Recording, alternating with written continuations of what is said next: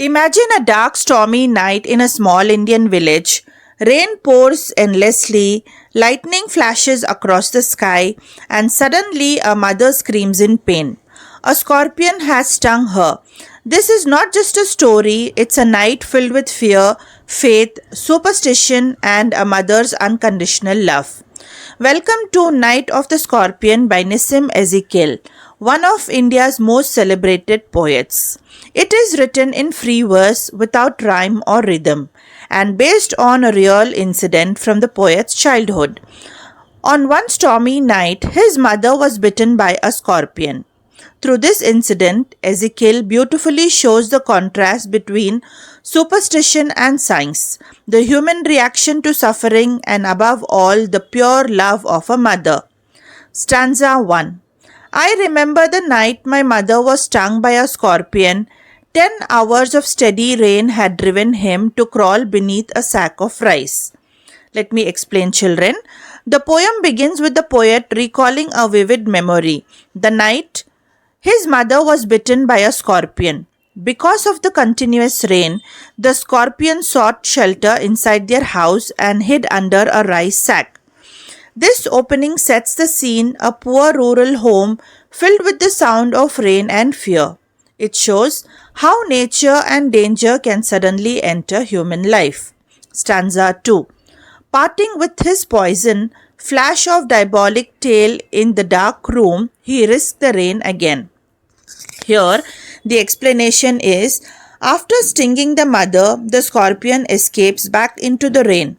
The phrase flash of diabolic tail makes the scorpion seem evil or devil like, highlighting the horror of the moment.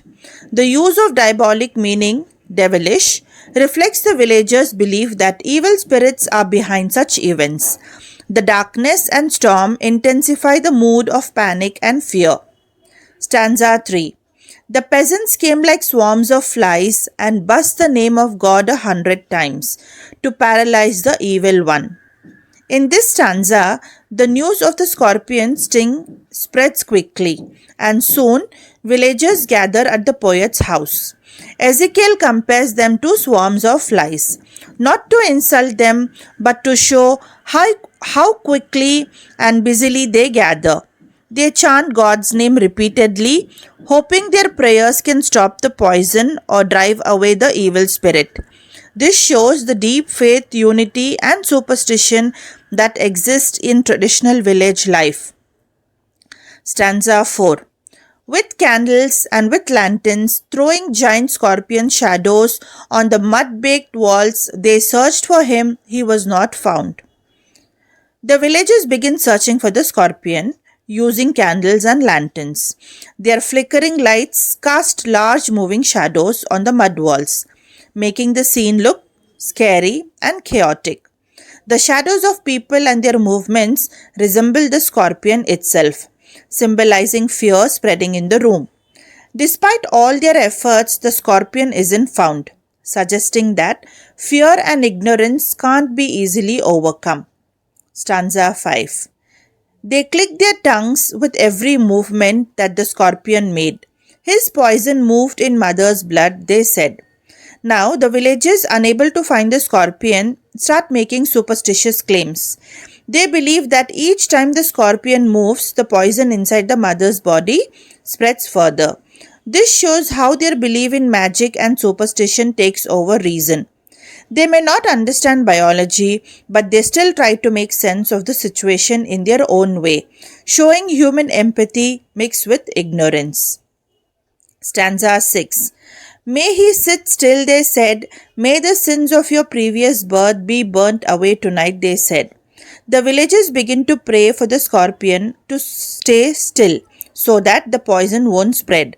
They also believe the sting is a form of punishment for sins committed in past life. This reflects the Hindu belief in karma and reincarnation.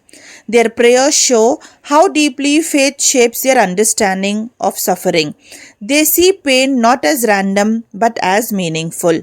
Stanza 7. May your suffering decrease the misfortunes of your next birth. The villagers' prayers continue. They believe that the mother's pain will purify her soul and bring her blessings in her next life. Although their logic is superstitious, their intention is kind. They truly want her to be healed and blessed. This reveals the compassionate side of simple rural folk, even if guided by myth. Stanza 8.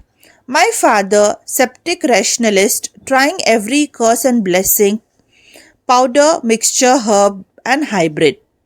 Here the focus shifts to the poet's father. He is described as a rationalist, someone who believes in science rather than faith. Still, out of desperation, he tries everything, from medicine and herbs to even blessings. This shows that even a loved one is in danger. Even the most scientific minds can lose their certainty. His action shows both love and helplessness. Stanza 9. He poured a little paraffin upon the bitten toe and put a match on it. In a final desperate act, the father burns the wound with paraffin, kerosene, to draw out or neutralize the poison. This was a traditional remedy based on logic. Heat might stop the poison from spreading, but it also shows the painful extremes people go to when they have no medical help nearby. The burning flame symbolizes both science and suffering. Stanza 10. After 20 hours, it lost its sting. After 20 long hours of agony, the pain finally fades. Neither the village's prayers nor the father's science actually cured her. Time itself healed the wound. This line carries irony. All the cures, prayers, and efforts were powerless in front of nature's course. It reminds us that sometimes patience and endurance are the only real cures. Final stanza. My mother only said, "Thank God the scorpion picked on me and spared my children." At last, the mother speaks, and her first thought isn't about her pain. She thanks God that the scorpion stung her and not her children. This one line reveals the pure, selfless love of a mother, her natural instinct to protect her children at any cost. It is a deeply emotional moment that gives the poem its heart and message. A mother's love is stronger than pain, stronger than fear, and stronger than poison. Let me conclude, children. Night of the Scorpion captures more than one night. It captures human nature itself.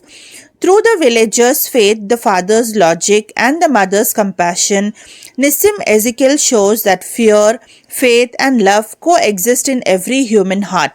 The poem ends not in despair but in light, the light of a mother's love shining through the darkness.